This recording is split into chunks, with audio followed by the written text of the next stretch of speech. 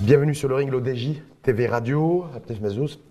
Bonjour. Merci d'avoir accepté notre invitation, à ce débat sur le ring. Je crois que c'est la première fois que je reçois un président de région d'ailleurs, sur un ring prêt à enfiler les box, à enfiler les gants et à mettre des coups. Alors, on va essayer. On va essayer, mais peut-être avant cela, président, Aptef Mazous, rendre un hommage, parce que le groupe, l'ODJ, se joint à moi, et je me joins également à eux pour rendre un hommage à un confrère qui a perdu la vie, Reda Dalil, ancien directeur de publication du groupe tel quel. Je partage cet hommage et j'avoue qu'on a perdu une belle plume, un jeune homme plein de qualité. Comme on dit, complètement. Merci en tout cas à vous également pour cet hommage. Donc Aptef Mazous, je rappelle président de la région de Casablanca-Stat. Je rappelle également membre du comité central de l'Istiqlal et président de l'Alliance des économistes Istiqlaliens. Ce ring en 3 rounds thématiques avec vous. Premier round, Istiqlal, donc ce congrès, 18e, un congrès avec ou sans pression, point d'interrogation, vous nous direz également, parce que l'État à quelques semaines de la tenue de ce congrès. Deuxième round, Casablanca 2030, entre 2025, l'organisation de la CAN, 2030, la co-organisation de la Coupe du Monde. Casablanca plus près de Calcutta ou de Barcelone. Là, vous nous direz également où situer Casablanca à ce jour. Et enfin, la région que vous présidez, Casablanca-Stat, une région riche ou un territoire pauvre, avec un point d'interrogation. Donc, sacré menu, entrée, plat, dessert avec vous, Aptef Mazous. Donc, sur le premier round, le congrès 18e, avec ou sans pression? Écoutez, un congrès où il n'y a pas de pression est un congrès qui reste incolore et inodore. Donc il faut qu'il y ait de la pression. Et je pense qu'il y a de la pression. C'est vrai qu'il y a... La pression sur qui aujourd'hui? Comme il dit, il y a de la pression, il y a la pression sur tous les militants. Tous les militants, parce que tous les militants ont envie de réussir ce congrès, de réussir un tournant dans l'histoire du parti. Le parti est connu pour être un parti très vivant, très dynamique, qui a connu de très belles époques, qui a connu quelques incidents de parcours. Incident de parcours, c'est-à-dire la séquence de Hamid Chamat, par exemple, c'était un incident de parcours ou pas? Par exemple. Oui. Par exemple. Et donc, avec la sagesse et la bonne conduite de Sénézal, nous aspirons à un parti qui s'oppositionnera comme parti leader du paysage politique. On va y revenir à dire ça sur les objectifs, mais... Donc maintenant, c'est quoi lorsqu'on dit pression. qu'il y a une pression?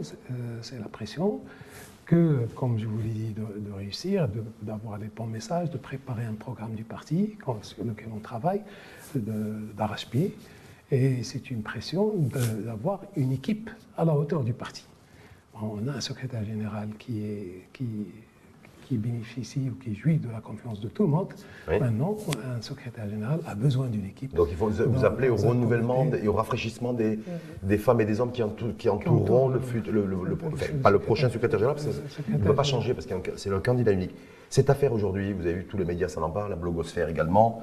Est-ce que ça met un peu de pression supplémentaire sur le 18e congrès d'Istiqlal, cette histoire à faire aujourd'hui, qui a pris une tournure, d'ailleurs une dimension politico-judiciaire, en tout cas judiciaire. Nordine Medienne, le président du groupe parlementaire de l'Istiqlal à la première chambre.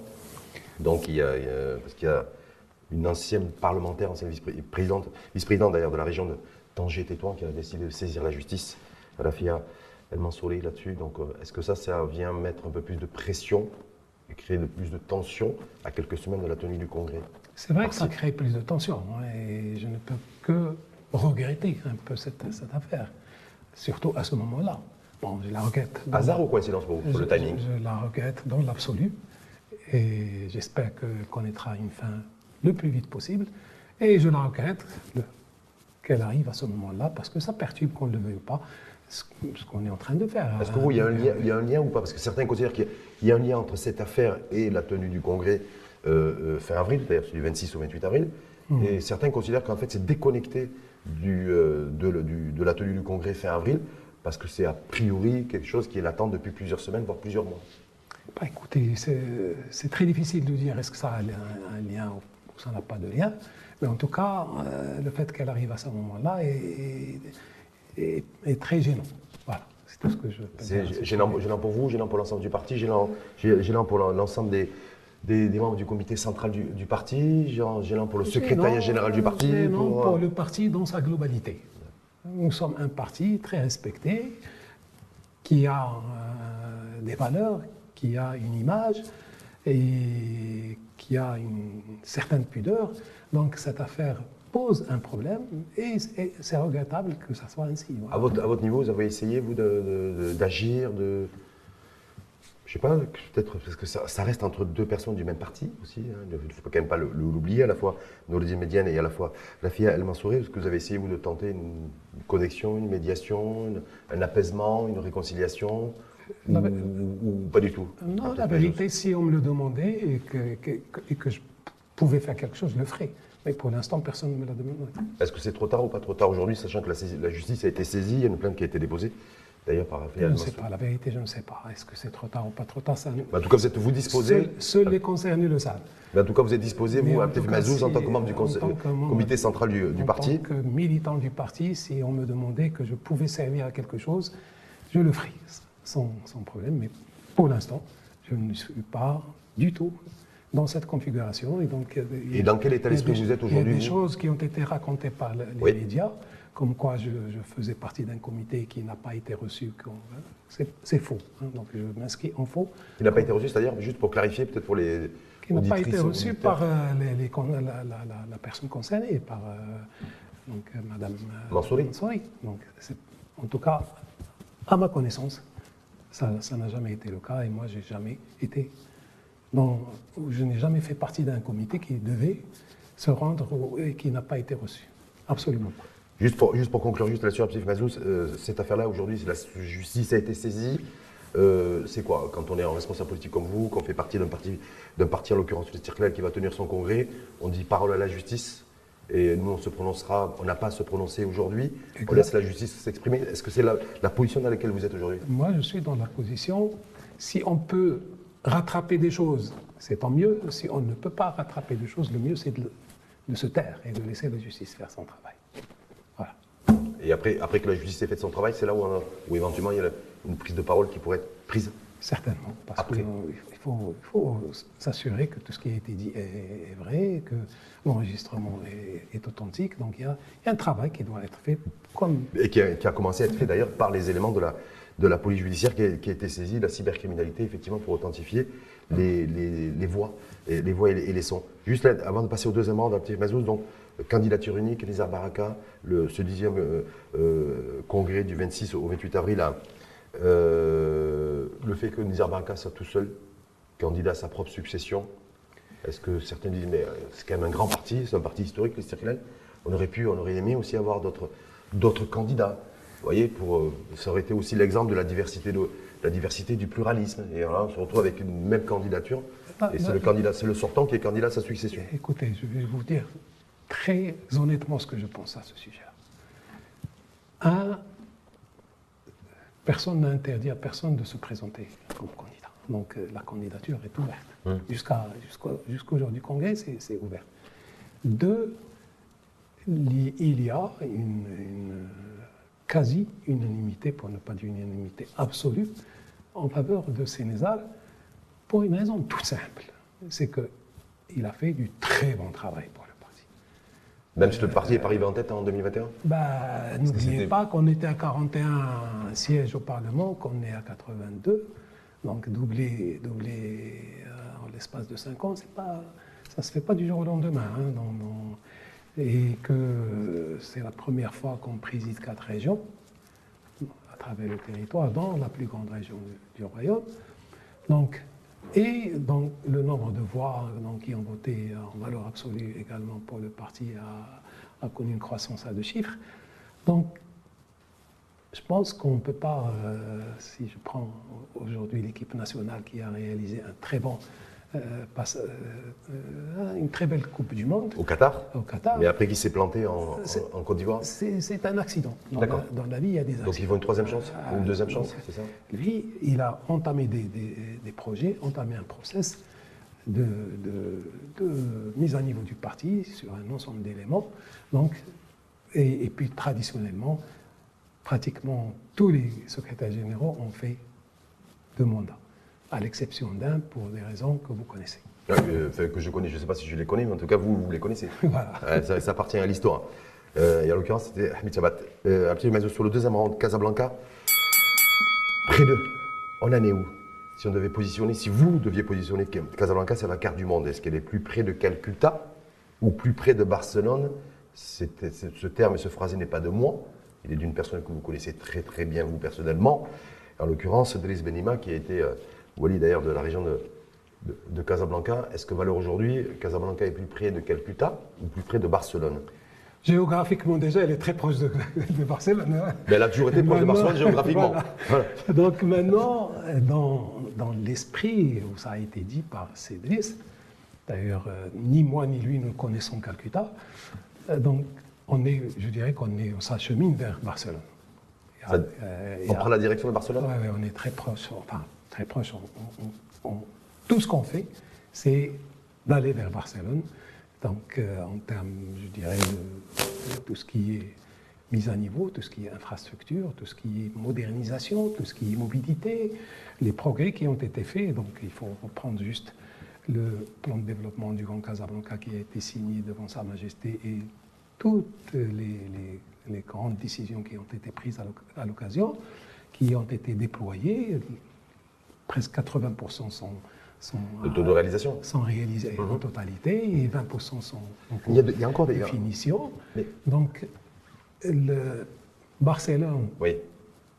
Mais on dit plutôt Paris ne s'est pas fait en un jour. Casablanca ne peut pas se faire en 10 ans, en 15 ans. L'essentiel, c'est de sentir que ça évolue favorablement. Donc, aujourd'hui, moi je vous dis, le citoyen casablancais que je suis, j'habite Casablanca depuis 42 ans, ce que j'ai remarqué comme changement durant les 3 dernières années, ou même les 5 dernières années, surtout depuis que Sa Majesté a lancé ce plan de développement régional, non, plan de développement du Grand Casablanca. Oui. Donc, on a vécu un peu, comment dirais-je, les inconvénients des travaux. Et les gens, c'est vrai qu'ils souffrent. Donc, c'est juste de la cohérence des travaux, c'est-à-dire le fait que ce soit bien synchronisé. On se retrouve encore aujourd'hui avec une ville, Casablanca, ça fait 20 ans qu'il y a des grues, qu'il y a des tours, et qu'il y a des travaux ici et là. Il n'y a jamais de dynamique. C'est une métropole mobilité, qui évolue, c'est une métropole qui avance. Oui. Donc aujourd'hui, on vient d'ouvrir deux lignes du bus A au niveau de service. Oui. Donc le parc autobus a été entièrement rénové. Je ne connais pas 36 villes qui ont un parc autobus comme celui de Casablanca. Oui, mais Nous sommes en train de travailler avec l'ONCF sur un schéma de mobilité ferroviaire métropolitain appelé RER. Donc, RER urbain. Voilà, donc, et sur un schéma de transport également ferroviaire régional. Et je vous dis, en 2029, puisque vous avez parlé de l'échéance 2030, en 2029, vous aurez Barcelone plus à Casablanca. Barcelone plus. Est-ce que d'ici là, on aura déjà la capacité d'avoir une ville qui traite ses déchets? Parce qu'il y a le vrai sujet aujourd'hui, c'est qu'en fait, on commence tout juste à découvrir le fait qu'il est important de mettre en place des trottoirs pour que les Casablancaises et les Casablancais puissent assurer une mobilité aussi et puissent se balader dans leur ville à pied, ce qui n'était pas le cas jusqu'à présent. Il y avait malheureusement trop de cas. Aussi, ça commence tout juste, sauf qu'une ville, aujourd'hui, on fait partie des... Je crois qu'on est quasiment...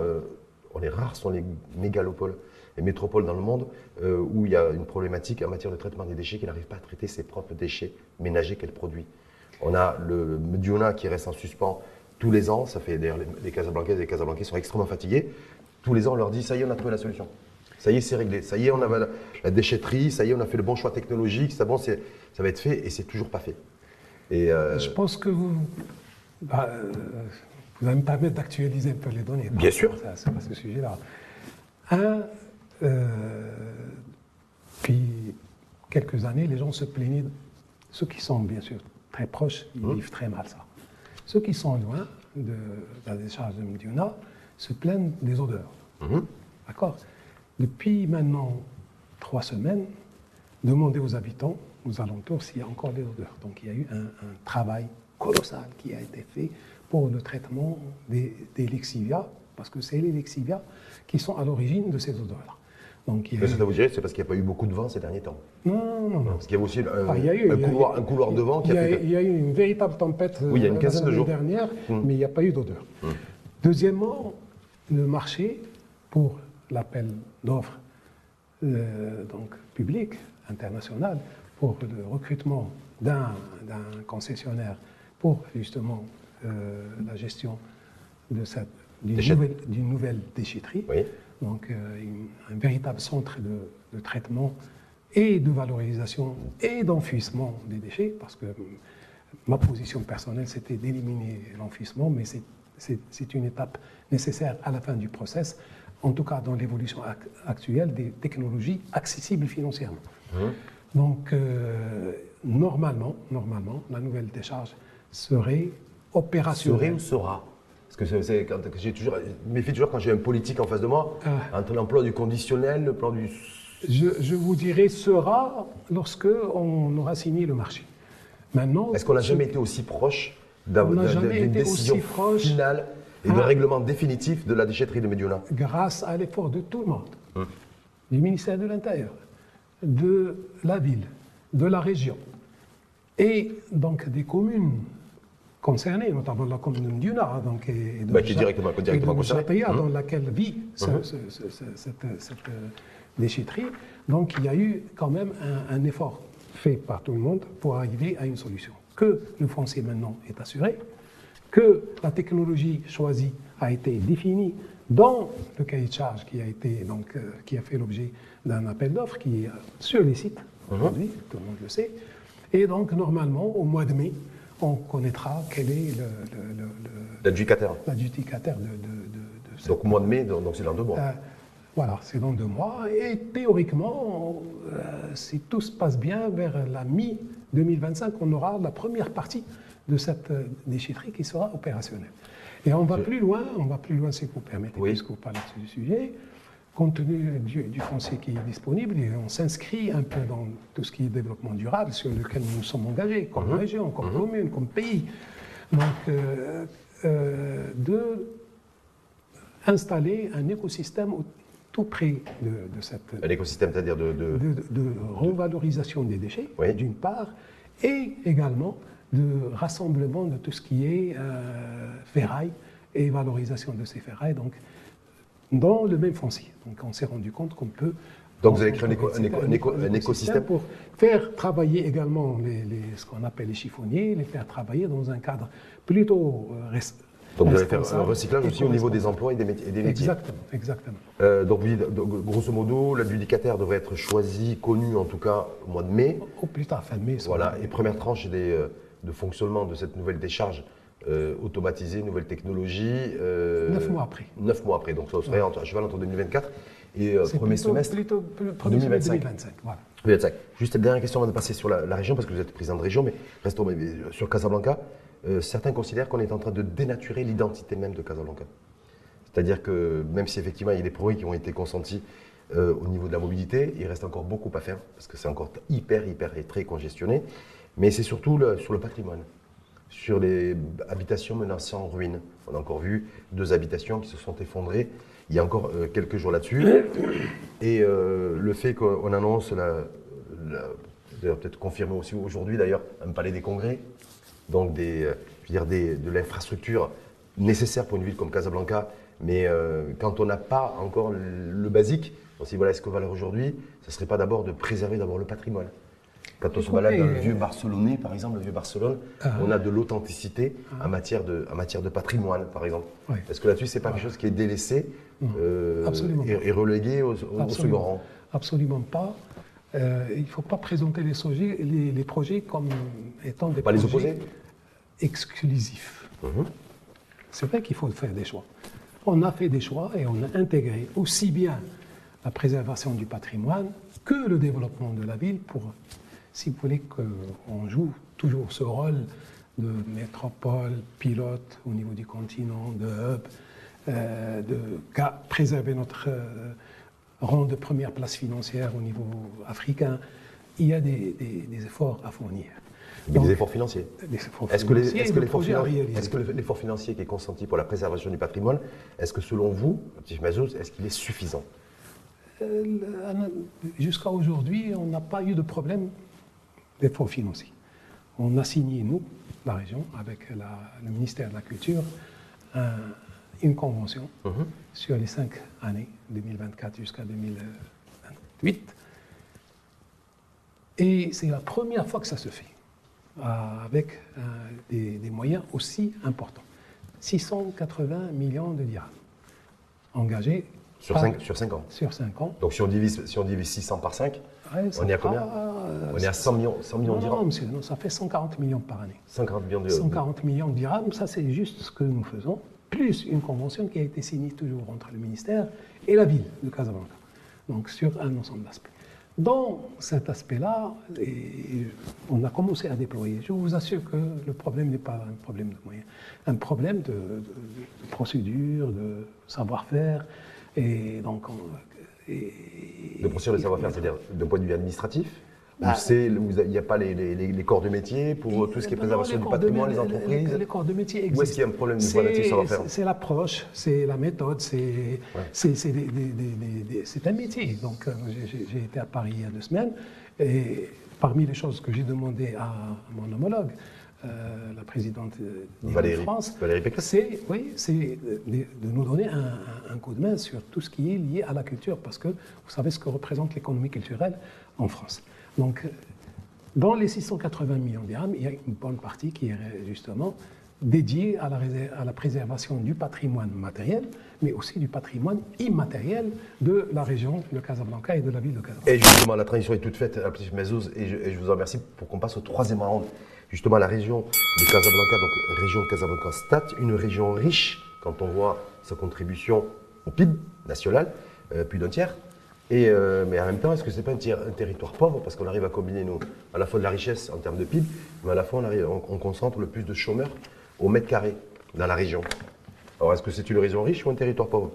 Bon, d'abord, je commencerai par dire que c'est une région riche, pour une raison toute simple, c'est que on a, si je vous aligne les superlatifs, c'est-à-dire toutes les premières places qu'on a au niveau national et au niveau continental, on va y passer la séance. Donc, sur ce plan-là, je peux vous dire, avec le tiers du PIB, avec presque 50% de la production industrielle et de l'export, toute l'activité financière qui est là, 40% du parc automobile. Donc mais en même temps, c'est le taux de chômage le plus élevé de la région, c'est la région de Casablanca-Stat. Le nombre de personnes qui sont le plus en précarité et précarité sociale, c'est dans la région de Casablanca-Stat. Non. Si je devais dire les 2 grands défis de la région, ils sont le chômage, parce que c'est une région qui reçoit des chômeurs de tout le pays. C'est une région connue par sa dynamique, connue par les opportunités qu'elle présente, et donc les gens viennent pour chercher de l'emploi, et du coup, donc automatiquement, ça gonfle les rangs de chômeurs. Du chômeur, du stock déjà. Existants sur le territoire, parce qu'on ne traite pas les chômeurs par leur origine régionale. Deuxièmement, donc, le deuxième phénomène dont souffre la région, c'est le stress hydrique. Donc, à mon avis, c'est un phénomène, pas seulement à mon avis, c'est l'avis de tout le monde, c'est le phénomène le plus stressant, parce qu'on a le stock d'eau rapporté à la population qui est le plus faible du pays. Et donc, est-ce qu'on est la région où les mesures qui ont été prises par le pays dans des différentes régions, est-ce que c'est la région Casablanca-Stat qui a été le plus pénalisée par les mesures de restriction en matière d'eau qui ont été prises ces dernières semaines, ces derniers mois? Parce que certains considèrent qu'il y a une autre forme d'inégalité qui s'est développée avec le stress, mais plutôt la pénurie en eau. C'est le fait qu'on a protégé un peu Casablanca-Stat, et que Casablanca-Stat et les habitants ont été beaucoup plus mieux choyés, en tout cas, que certains habitants d'autres régions qui, eux, par contre, ont été confrontés à des coupures d'eau nettes. Je ne connais pas le détail des différentes régions. Maintenant, ce que je sais, c'est que nous avons travaillé tous, autorités, élus, gouvernements, etc. Et il y a eu des investissements conséquents pour essayer de sauver la situation hydrique dans la région de Casablanca. Et on n'a pas tout réglé.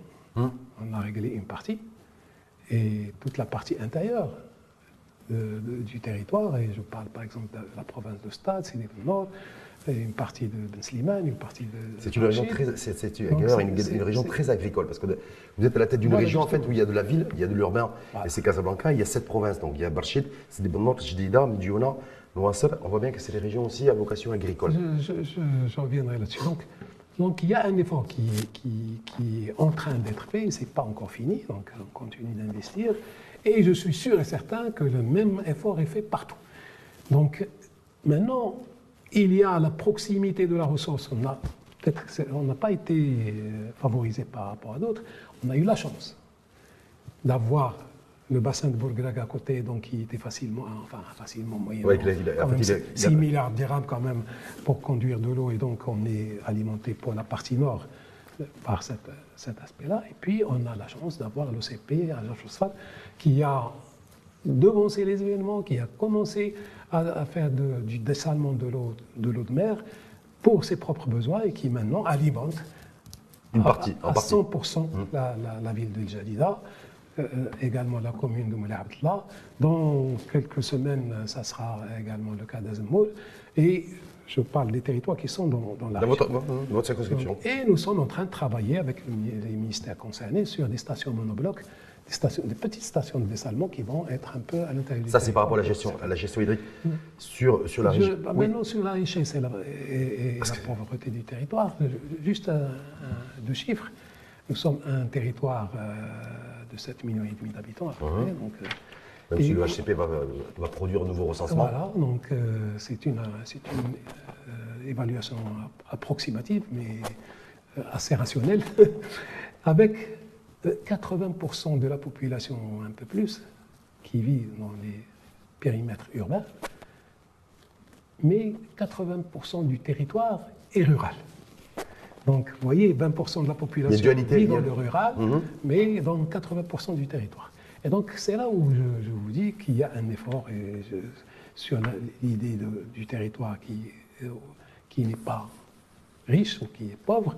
Donc, on l'a constaté. Donc, ça veut dire que Casablanca, c'est à la fois une région riche et à la fois un territoire qui est pauvre. Il y a une partie du territoire qui mérite un effort particulier. C'est pour ça que la réglementation, la loi sur la régionalisation a responsabilisé les conseils régionaux du développement rural. Et qu'est-ce qu'ils en ont fait? Et nous sommes en train d'investir à peu près, si je prends un ratio en mettant tout ce qui touche le rural, nous tournons autour de 40% du budget qui va vers le rural. 40%? Ouais.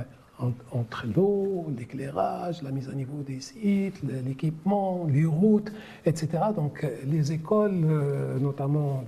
Donc 40% du budget est alloué au rural. Voilà. Est-ce que ce budget a permis de créer de la richesse sur les territoires, à créer de l'emploi? Quand je vois que ce 25% du taux de chômage global, c'est la région de Casablanca-Stade, 25% du taux de chômage, c'est-à-dire que vous êtes 2 fois supérieur à la moyenne nationale. Voilà.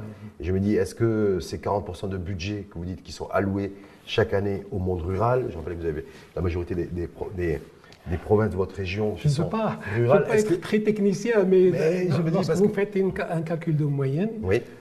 Lorsque dans une autre région, vous avez la moyenne, il y a l'urbain, il y a le rural. Partout, le taux de chômage urbain est plus élevé. Et comme nous sommes une région à 80% urbaine, c'est normal que notre taux soit plus élevé que la moyenne. Vous voyez, donc, parce que la pondération de 80% pèse énormément sur le taux de chômage de la région. Mais, je vous l'ai dit, il y a aussi de l'appel de l'air qui est fait par la région pour le reste de la population du Maroc. Et ce qui nous oblige à faire de tout ce qui est économique, développement de l'investissement, de création d'emplois, la première de nos priorités. Première de vos priorités, justement, peut-être juste en guise de conclusion, comment vous expliquez que le secteur privé est très timide et investit très peu dans la région? Je sais que je crois que c'était en octobre ou novembre dernier, 2023, lorsque vous êtes parti avec pour le présenter votre PDR, plan de développement régional, vous avez été reçu au siège du patronat, oui. Si ma mémoire est bonne, je crois que c'était octobre ou novembre 2023. C'est à peu près ça, on pourra chercher plus tard, mais c'est octobre, c'est l'automne 2023. C'était un mois après le séisme. Voilà, donc c'était fait octobre, début novembre. Voilà. Le secteur privé n'investit pas chez nous, dans cette région, ou très peu, beaucoup trop peu. Donc comment vous expliquer, comment on peut faire décoller cette région, d'avoir une croissance économique qui soit mieux territorialisée en tout cas, comment expliquez-vous que depuis que vous êtes pris dans la région, vous n'arrivez pas, vous et vos prédécesseurs, c'était la même chose, à attirer beaucoup plus d'investissements privés? Je ne sais pas pourquoi vous dites ça, hein. Moi je ne suis pas d'accord. Ah bon, allez-y. Parce que moi, ces chiffres à l'appui, le privé n'investit pas. Et quand je me suis renseigné, j'ai demandé au privé pourquoi il n'investit pas. Il nous dit parce qu'on n'a pas de foncier disponible et de foncier industriel et que le foncier coûte trop cher à Casablanca parce qu'il est rare. Voilà ce qu'on m'a répondu. Vous m'avez tendu la perche, c'est bien. Donc Non, nous, on est très conscients de cette problématique, qui n'est pas la seule, mais la problématique des fonciers est là. Donc c'est pour ça que nous nous sommes investis nous-mêmes. Et nous sommes en train d'investir dans l'acquisition de fonciers qu'on va équiper pour le mettre à la disposition des entreprises à des coûts très accessibles. En quoi? En leasing, location, comme à la chinoise? Notamment en location. À combien le mètre carré? Écoutez, en ce moment, on loue le terrain nu à quelque chose comme 6,50 dirhams le mètre carré, donc équipé, nu équipé. Et qu'un bâtiment, un hangar équipé également. Ça veut dire que la région va se doter d'une assiette foncière, c'est ça? On est en train la session de mars, on a passé un accord de la région pour l'acquisition déjà de 400 hectares à travers la région, et dans lesquels il y a de grandes zones industrielles, mais dans lesquelles il y a aussi ce que nous appelons des zones d'activité économique de proximité. C'est-à-dire des endroits où on peut faire de la TPE, de la PME, mais très proche de l'habitat. Du lieu de vie. Du lieu de vie pour éviter justement des coûts de mobilité du personnel. Le gros problème, c'est le gros problème de logistique aussi, parce que je sais que vous avez été interpellé par le patronat aussi là-dessus, parce que ces futurs lots fonciers que vous êtes en train de mobiliser au niveau de la région pour constituer une assiette foncière là-dessus, vous dites, bon, ça ne sera pas trop cher, 6, 7, 8, 10 dirhams le mètre carré, tout avec une combinaison, c'est-à-dire une offre globale, mais qui va être située où? Parce que là où le foncier sera disponible et pas trop cher, il faut aussi qu'il soit dans des endroits un peu stratégiques. On ne soit pas obligé de traverser tout que ce soit éloigné des infrastructures de base et des routes, des autoroutes et des ports. Ça fait partie des critères de choix. On n'est pas allé prendre n'importe quel foncier. Et nous sommes en train aujourd'hui, au cours de cette semaine, il y a eu des réunions avec le patronat justement sur certaines de ces zones pour dire quel type d'activité sur lesquelles on travaille, etc., de manière à ce que les choix soient des choix concertés. Et j'aimerais ne pas vous laisser partir sur cette question en disant que le privé marocain n'investit pas. Le privé marocain investit trop peu, c'est connu et reconnu quand on va là. Investit, oui. En tout cas dans notre région, il y a beaucoup d'investissements marocains. Oui. Il n'y a pas d'endroit libre à l'investissement, il y a surtout depuis la sortie du fameux plan de l'industrie pour tout ce qui est sur les zones industrielles. Souveraineté, tout ce qui est souveraineté industrielle. Donc 40% des projets qui ont été pris sont au niveau de la région Casablanca-Stade. Donc ça veut dire que c'est une région très prisée. Moi, je vais vous dire, et je le répète partout, nous sommes une région qui s'achète, qui ne se vend pas. Maintenant, il faut que ça soit acheté par des gens qui vont créer de la valeur, qui vont avec des industries pas polluantes, parce que nous sommes une région suffisamment polluée. C'est la région la plus polluée du pays. Voilà, après avoir le taux de chômage le plus élevé, c'est la région aussi la région la plus polluée. On ne va pas être premier partout, c'est ça en fait? On ne peut pas être premier industriel, la moitié de la production industrielle, et ne pas être le premier pollueur. Donc maintenant, il faut s'acheminer vers des industries moins polluantes et pousser celles qui existent à le devenir moins, de manière à réduire cette pollution, notamment, mais aussi sur la mobilité, le travail sur la mobilité. En ayant 40% du parc automobile, si on réduit la mobilité individuelle, nous allons réduire énormément la pollution au niveau de la Donc vivement les bus électriques à profusion et les véhicules électriques. Et les trains. Et les trains. Et d'avoir une ville aussi avec des trottoirs où on puisse aussi se balader et bouger à pied ou en vélo. Et des couloirs en vélo. Merci. Donc ça, on peut l'espérer avant quand? En 2029 2028? Il faut 2030. Que ça soit prêt avant 2029. Avant 2029 c'est le Wali, le monsieur Turbo, parce que je sais que vous l'avez interpellé vous l'avez dénomination de ce nouveau Wali, Mohamed Hidia Turbo. Donc c'est grâce à M. Turbo, on aura en 2028-2029, on aura des trottoirs, on pourra se balader en ville en vélo. M. Turbo qui a cet avantage d'être un homme de terrain, qui connaît les petits détails des opérations et donc qui pousse à la réalisation et qui s'inscrit avec nous sur les plans sur lesquels nous avons travaillé et nous continuons de travailler. Ce n'est pas quelqu'un qui impose, c'est quelqu'un qui facilite, qui accélère. Et c'est un très bon rôle qu'il joue ensemble. Donc bientôt les Casablancaises et les Casablancais ne jalouseront plus ou jalouseront moins les Herbati. Ils les jalouseront moins. Vous avez posé la question sur Barcelone. Nous serons très proches de Barcelone, mais en tout cas, nous ne serons jamais comme Rabat parce que ce sont des villes très différentes par leur population, par leur vocation, par leur activité, etc. L'idée, c'est d'aller vers Barcelone. Ben, on ira vers Barcelone, en tout cas. Que je souhaite beaucoup de succès et que bravo pour Rabat. Elle a un cachet spécial qu'elle doit préserver qui concerne Rabat. Merci infiniment à vous, en tout cas, Aptif Mazo, c'est très sportif avec vous, ce ring, l'ODJ TV Radio. Je rappelle, président de la région donc de Casablanca Stat, membre du comité central de l'Istiqlal et également, et je le précise aussi, président de l'Alliance des économistes Istiqlaliens. Merci à vous d'être monté sur le ring. Et puis, merci. Bouf, c'est là-bas que ça se passe.